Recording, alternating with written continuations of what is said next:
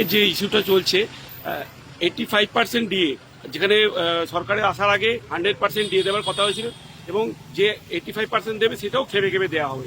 এ ব্যাপারে কি মন্তব্য করবে? অনেক আগেই তো আমি বলেছিলাম যে বিজেপি তার প্রতিশ্রুতি পত্রতে যা অঙ্গীকার করেছিল তা সব পূরণ করেনি।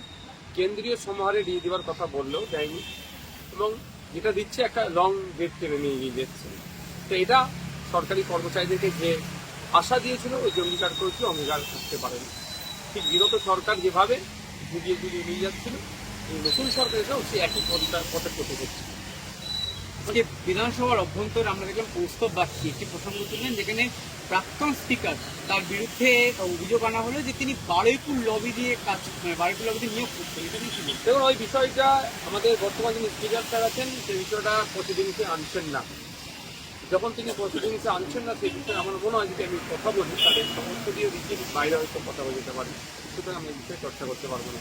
আরেকটা বিষয়, এইখানেই আমরা যদি 2021-এ ফিরে যাই, তৎকালীন বিরোধী দলনেতা শুভেন্দু অধিকারীকে কয়েকজন বলা হচ্ছে এই বারুইপুরের লোকজন নাকি জয় বাংলা বলে রীতিমতো তাড়া করেছিল।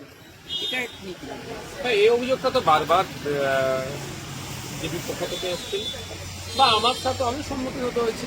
এই স্লোগানটা থেকে আমাদের যারা বিরোধী রাজনীতি করে শুভেন্দু অধিকারী একা নয়, নওশাদ সিদ্দিকী সব আরো যারা কংগ্রেসের নেতা, অধীরবাবুরাও এই ধরনের অনেক প্রশ্নের সম্মুখীন, অনেক সময় এই ধরনের ফেস করতে হয়েছে যে স্লোগান তুলে আমাদের উপর এক প্রকার হামলা চালিয়ে দিল। মানে কৌস্তব বাগচি বেরিয়ে বললেন যে স্পিকারের বিরুদ্ধে বললেন যে প্রাক্তন স্পিকারের বিরুদ্ধে উনি যে অনেক দুর্নীতি করেছেন, নিয়োগ দুর্নীতি, মানে ওনার এসওপির গাড়িতে মানে ফ্যামিলির লোকজনকে সরকারি গাড়িতে চড়তেন। এই ব্যাপারে দেখুন আমি কি বলেছি শুনুন, ওটা তো বিধানসভা অন্দরে বলে নেই, বিধানসভা অন্দরে যেটা বলেছি স্পিকার স্যার সেটাকে আবার প্রেসিডেন্টে রাখেননি। তো বাইরে কি বলে শুনবো তারপর আমি। আরেকটা বিষয় হচ্ছে আজকেও কৌস্তব তবে একটা কথা, কেউ আইনের ঊর্ধ্বে নয়, যদি অন্যায় করে তদন্ত হোক, শাস্তি অবশ্যই পাবে। আচ্ছা, আজকেও কুণাল ঘোষ কিন্তু একেবারে ওই গতকালকে যেরকম করেছিলেন একই ব্যাপার উনি করলেন। এই ব্যাপারে কি স্পিকারকে ডিরেক্টলি প্রশ্ন করলেন? না, জিজ্ঞাসাকে তো প্রশ্ন করা যায়, সেটা ব্যাপার না। জিজ্ঞাসা করা যায় না, এটা ব্যাপারটা হচ্ছে কোনো একটা জায়গায় যেন মনে হচ্ছে কুণাল বাবু মিডিয়া অ্যাটেনশনটা নিতে চাইছে। আচ্ছা, আর কলকাতায় শোনা যাচ্ছে ককরোচ জনতা পার্টি একটি মানে মিছিল হতে পারে, সম্ভাবনা রয়েছে। এটার আগামীকালকে। পেছনে জানা যাচ্ছে যে মমতা ব্যানার্জি যিনি হাত রয়েছে তিনি বাংলাদেশ থেকে ইন্ধন আসছে। সব বিষয়ে বাংলাদেশ ইন্ধন, চীন ইন্ধন বা পাকিস্তানি ইন্ধন না করে যে ককরোচ জনতা পার্টি যে ডিমান্ডটা রেখেছে, যে পেপার লিক হয়েছে নিচে বারবার হচ্ছে, সেই ডিমান্ডে সেটা তো বসে আলোচনা করা যায়। আচ্ছা, কতদিন ধরে সুনামা অঞ্চুকি আপনার রেকর্ড ছিল, আপনার অনশনে ছিল, একটা ডায়লগ বিনিময় করা যায় না? যা দাবি রাখবে সবটা মেনে নিতে হবে এরকম ব্যাপার নয়, আমি অন্তত এটুকু মনে করি। কিন্তু কথা বলা যায়, আলোচনা তো করা যায়। আপনি কতটা সমর্থন করছেন? যখন ছেলেরা যখন প্রোটেস্ট করলো তখন তাদের লাঠিচার্জ আক্রমণ হলো। শুধু তাই না, এই ধরনের নেম প্লেট বিহীন অনেক পুলিশকে দিয়ে হচ্ছে, সিভিল ড্রেসে আছে, অনেকে বলছে গুন্ডামস্তান ভাড়া করে নিচ্ছে, অনেক বিতর্ক। তবে প্রত্যেকটা প্রতিবাদ যেটা শান্তিপূর্ণ গণতান্ত্রিক প্রক্রিয়ায় হবে, মানুষের স্বার্থে, সমাজের সাথে, দেশের সাথে ফিজিক্যালি এখানে আমি উপস্থিত থাকতে পারলেও আমি সেটাকে সমর্থন করি। আইলা ইউনিভার্সিটি থেকে আজকে তারা মিছিল বের করেছিল, মানে এইটা নিয়ে এই ছাত্রদের আন্দোলনের তারা পরিপ্রেক্ষিতে তারা একইভাবে সরব ছিলেন। আগামী দিনে কি আপনারাও এরকম ভাবে? হ্যাঁ, আমাদেরও তো আছে, আমাদের তো চলছে, প্রতিবাদ চলছে আমাদেরও। আলিয়া ইউনিভার্সিটি আজকে ছাত্রছাত্রীরা তারা চলমান যে ছাত্র আন্দোলন চলছে সেটাকে সংহতি জানিয়ে এবং ছাত্রদের উপরে যে আক্রমণ হয়েছে সেটার বিরুদ্ধে আজকে একটা শান্তিপূর্ণ প্রোটেস্ট র্যালি বার করেছে। অন্যান্য ইউনিভার্সিটি থেকে আগামী দিনে বার হবে এটা। আমি মনে করি যত দ্রুত সম্ভব ভারত সরকারের উচিত হবে যে ডিমান্ড আছে, সর্বপ্রথম ব্যর্থ যেহেতু হয়েছে ধর্মেন্দ্র প্রধানজি, এই প্রশ্নটি আটকাতে ব্যর্থ হয়েছে, এই দায়নে তার পদত্যাগ করা দরকার। দেখুন, লালকৃষ্ণ আডবাণীজি ওটার সময় একটা অভিযোগ করেছিল, তিনি কিন্তু পদত্যাগ করেছিলেন, এটুকু আমাদের মাথায় রাখা দরকার। আপনি যে প্রসঙ্গটা বললেন নিটের পেপার লিক, কিন্তু ককরোচ জনতা পার্টি নিটের পেপার লিকের নাম করে মানে কন্টিনিউ রাষ্ট্রবিরোধী কথা, স্লোগান শুধু নয় সাম্প্রদায়িক দাঙ্গা লাগানোর অব্দি চেষ্টা করেছিল। যদি যে কেউ, আমি আপনি ওই যারা প্রোটেস্ট করছে, প্রোটেস্টাররা যে কেউ রাষ্ট্রবিরোধী যদি কোনো স্লোগান দেয় তার কোনো ছাড় নেই। রাষ্ট্রের দেখুন সবার উপরে রাষ্ট্র আমাদের একটা নিয়ে, সরকারের বিরুদ্ধে কথা বলা আর রাষ্ট্রের বিরুদ্ধে কথা বলা এক নয়। সরকার যে কোনো সময় ইচ্ছে পরিবর্তন হতে পারে, কখনো কংগ্রেস ছিল, এখন ভাজপা এসেছে, আগামী দিনে কেউ আসতে পারে। রাষ্ট্র রাষ্ট্র, সরকারের বিরুদ্ধে কথা বললে সেটা রাষ্ট্রের বিরুদ্ধে কথা হয়ে যাচ্ছে, এখানে কেউ ঘুরিয়ে ফেলে। সমস্যা হচ্ছে এখানে সরকারকে প্রশ্ন করলেই অনেকে বলে ফেলে এটা রাষ্ট্রের বিরুদ্ধে প্রশ্ন হচ্ছে, মোটেও নয়। আমি সরকারকে প্রশ্ন করবো না, কাকে করবো? আমি জনগণ, আমি নির্বাচিত করেছি একটা সরকারকে 5 বছরের জন্য চালানোর জন্য।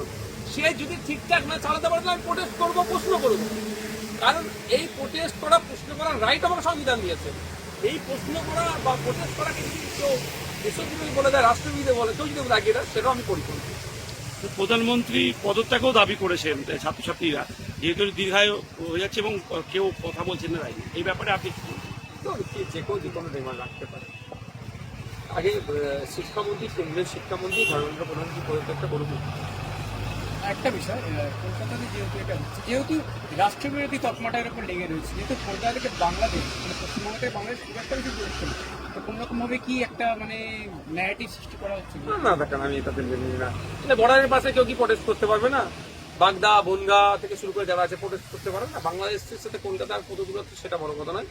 ব্যাপারটা হচ্ছে, দেখুন আবারও বলছি, কেউ যদি রাষ্ট্রবিরোধী লাগিয়ে দেয় সেটা আলাদা জিনিস। আপনি সাংবাদিক, আমি একজন জনপ্রতিনিধি, আপনার সাথে কি আমি মিডিয়ার ক্যামেরার বাইরে কি গল্প করি না? দাদা ভাই সম্পর্ক আপনার সাথে আমার এরকমই। কেমন আছেন ওসব আমি বলি ভাই কেমন আছে, এই কাঁধে হাত ধরে ওর সাথে ঘুরেছি। তাতে কেউ যদি দেখে ছবি তুলে দিচ্ছে, এত সাংবাদিকের সাথে এত কেন মেলবন্ধন, তাহলে এই সাংবাদিকটা নওশাদ সিদ্দিকীর পক্ষে খবর নেবে, এটা তো ব্যাপার নয়। কেউ যদি লাগিয়ে দেয় কোনো ধরনের, সেটা ব্যাপার না। যদি রাষ্ট্রবিরোধী কোনো কাজ করে, সে না ছাড় পাবে না, তাকে আমরা তার বিরুদ্ধে আমরা কথা বলবো। এবং আজকে বিধানসভা অভ্যন্তরে পরিকল্পনা নিয়ে আলোচনা সাথে সাথে হচ্ছে আপনার পর্যটন এবং উত্তরবঙ্গ উন্নয়ন, এই 3টে বিষয় নিয়ে আলোচনা। যে আলোচনা চর্চা হয়েছে, আমি অংশগ্রহণ করেছি। প্রথম বছরের সরকার, এখন 1 বছর পূর্ণ হয়নি। স্বাভাবিকভাবে বাজেটে যেগুলো গ্যাপ আছে সেগুলো ভরিয়ে দিয়েছি। বিগত সরকারের আমলে যে যে গ্যাপগুলো ছিল, দুর্নীতি ছিল, সেটা বলেছি। এবং আগামী দিনে কি করতে হবে বেটার করার জন্য, বাংলাকে এগিয়ে নেওয়ার জন্য, স্পোর্টস বলুন বা নর্থ বেঙ্গলের ডেভেলপমেন্টের জন্য। নর্থ বেঙ্গলের ডেভেলপমেন্টের ক্ষেত্রে আপনার কার্যকারী ভূমিকা একটা থাকে শিলিগুড়ি, উত্তর পূর্বাঞ্চলের প্রবেশদ্বার, আন্তর্জাতিক বিজনেসের করিডোর, ওটা পূর্ব ভারতের অন্যতম একটা বিজনেস হাব করা যায়। সেটা কি হচ্ছে না হচ্ছে। 8টা ডিস্ট্রিক্ট নিয়ে উত্তরবঙ্গ তৈরি, প্রায় সেখানে 3.80 কোটি মানুষ থাকে। তো 8টা ডিস্ট্রিক্টে একত্রে উত্তরবঙ্গ দেখলে, একটা জোন দেখলে হবে না।